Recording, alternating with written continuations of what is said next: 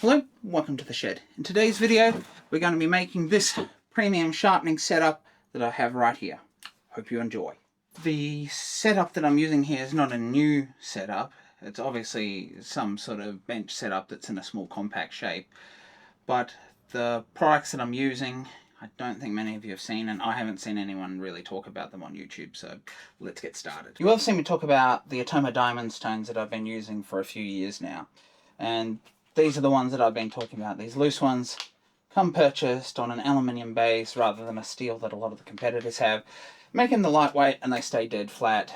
And I've been using these ones for 2 years since I got them, and they've still stayed relatively flat on the surface, like most of the diamond stones. As the diamonds wear down, they do have a tendency to go ever so slightly out of flat, but it's not noticeable that you would actually notice it when using them. So the beauty of these Atoma diamond stones is that you can actually buy these top grits. So if we look at this substrate is stuck on to the aluminium, so you can actually replace this top piece.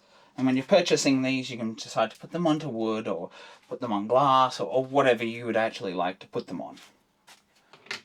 And that's going to be the basis of our setup today. What I have here is a 400, a 600 and a 1200, and if I just pull one of them out of the packet so you can take a look, they have an adhesive backing on the back here, so we just peel this off and we can stick them straight down. What I've got here is a guaranteed flat granite block, and this is going to be the base for this setup.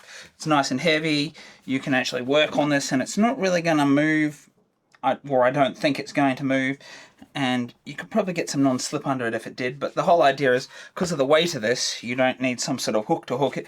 You can just bring it in, sit it on your bench and get sharpening, and no matter how aggressive you are, my hope is that this doesn't move around. What we're going to do here is just give this a quick clean first. So I'm just going to use a little bit of denatured alcohol. We want to make sure the surface is clean of dirt, dust, grime, so that when we stick these plates on, they're going to stay stuck. So we're just going to give this a quick clean off. Let it dry. Now, the important thing to note with these stones is that this top edge, which has the bevel here so you don't damage it and knock it off, is the guaranteed flat surface. The bottom here, you can see how dirty that is. That's not the guaranteed flat surface. It still has a slight chamfer, but you can see that the finish is not as good because they've concentrated, all the effort's been concentrated on making the top part here flat like we want. So I want to give this a clean and make sure there's no lint or anything from the cloths you've used left on there. So I'm going to lightly wipe that out of the way. First of all, we want to make sure that these are going to come down where we want them to sit.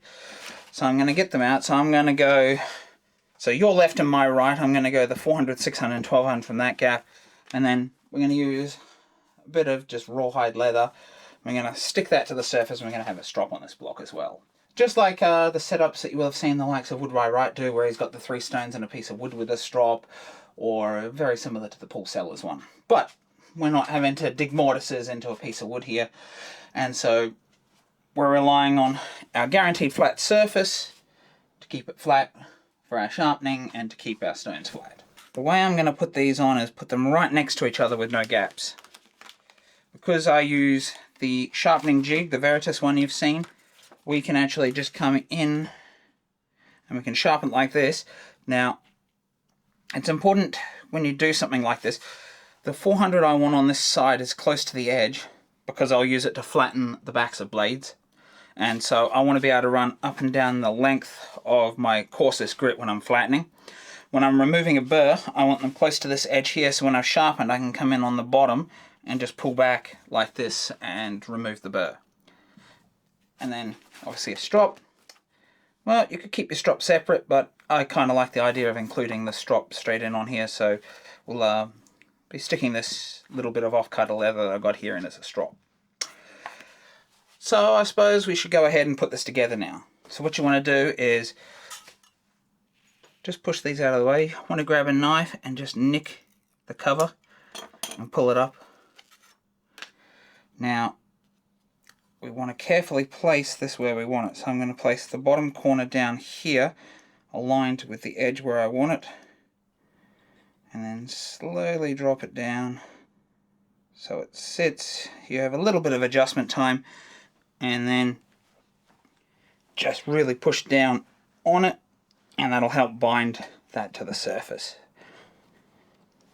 Now, there's one thing that you want to note is, because this brand is Japanese, everything on the packaging is pretty much in Japanese here, apart from maybe a toma and one little bit. You can see how the rest is in Japanese characters. And the grit rating is up on the top here, and the places that I bought this from, they actually wrote what it was under it, so you might not have to do a conversion on the internet to find out what it means, because most of the makers or places that sell it are going to do that for you, as I understand, or at least the places I got it from. So we want to go ahead and put the next grit in. Just lift that off. Once again, we want to line it up at the far side just here, and then push it tight against the other stone, because we want it all to be nice and aligned. Move it around where you want it exactly. Weight down on it. And now for the 1200 grit.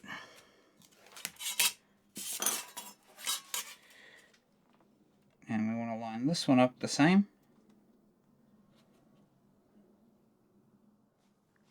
And we can push that one down into place too. So you can see the sharpening station's coming together very, very quick. You just buy the stuff, you stick it on, and if this was where you were going to stop, you're done. You're ready to use it, essentially. But we want to put a strop in here, so we're going to take this piece of strop and we're going to actually stick that down with double-sided tape onto here.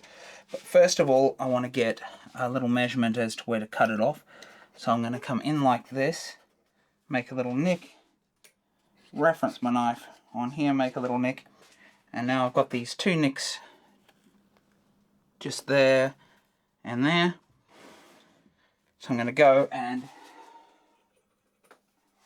grab a ruler, going to line it up with the split at the top here, split at the bottom there, and cut through. You can put something under this if you're worried about cutting down onto your bench, but you want to have an extremely sharp knife for this, so make sure you've sharpened your marking knife to cut through this, because this leather, this stuff's quite thick. This is about 3-4 mil thick, and now we've got that cut to size ready to go on here.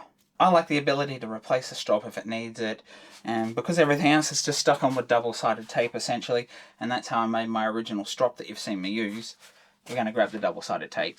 This is Bear brand double-sided tape.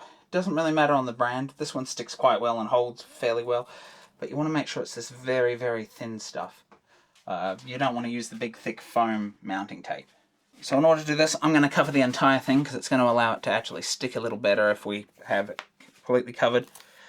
So I'm going to run one strip through. Just cut that off with my marking knife. Run another strip next to it. Cut that off. Now, before we go to stick this on, really give that a press down. You want to get that really well stuck onto your piece of leather, because you don't want it peeling off the leather, which can happen. So now we want to bring in our sharpening station, use our knife like we mounted the stones, just flick that inner layer off, the protective non-stick layer, pull that off, and then align our strop however we would like it aligned. Line it up where we want it, push down, and if there's any sticking off the edge here that you're worried about, we can just do a quick trim like this.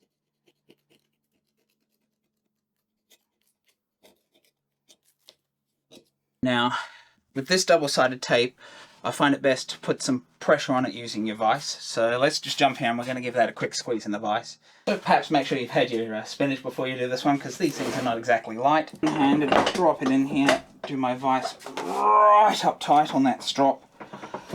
Let it go, move it across a little bit, do the same again.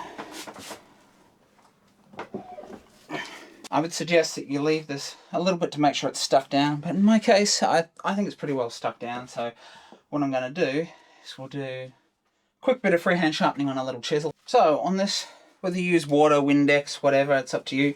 I'm just going to use a quick bit of water because that's what I've got here. I think on this kind of a setup, alcohol's better because you're doing it right at your bench and there's not a lot of space to stop water running off, so you'd rather have alcohol drop onto your bench instead of water. But for this quick test, I'm just going to use a bit of water. Normally I don't use honing paste, but on something like this, I think honing paste is good. You can buy these big, fairly inexpensive ones from Bunnings or big box stores, and they work just as well as the more expensive little blocks, in my opinion. It seems to be the same stuff and works quite well. So we're just going to charge our strop with this before we do a quick bit of sharpening.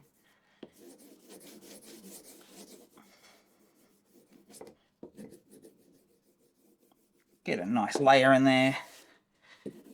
And this will spread out over time. So we can come in with any sort of chisel here. Obviously feel for the bevel.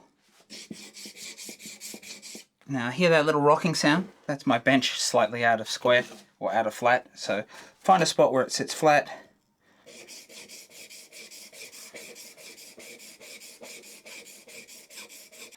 If we look at that, we can see that that's already gone to the edge because this chisel's already good to go.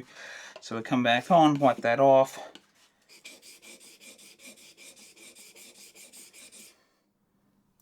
Feel for a burr, which we've got.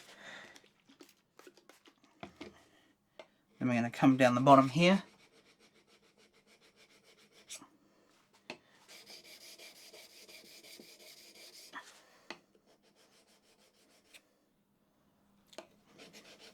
Feel till that burr's gone, which it is.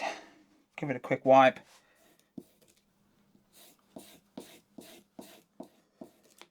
Oop, try not to catch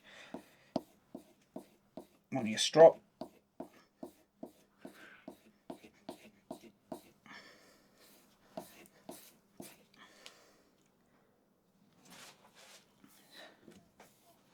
And we've got full access to wipe the back on the strop here.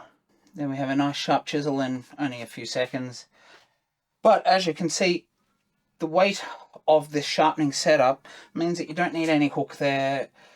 If it did slide around slightly because your surface of your bench is slightly slippery, I'd suggest some of that non-slip sort of rubberized stuff that you could put under it, but you don't need to put any sort of stop on the back of it, which means this can sit around and it's more versatile that you can just pick it up and take it with you. The only disadvantage is that it is heavy, but it does mean that you've got everything in one package. No hook, you can move it in the middle of your bench, use it in the middle of your bench. You don't have to have it hooked over the edge, getting very close to you, so you can actually have it step back so you're actually a little bit further away from it, which is more conducive to sharpening, especially freehand.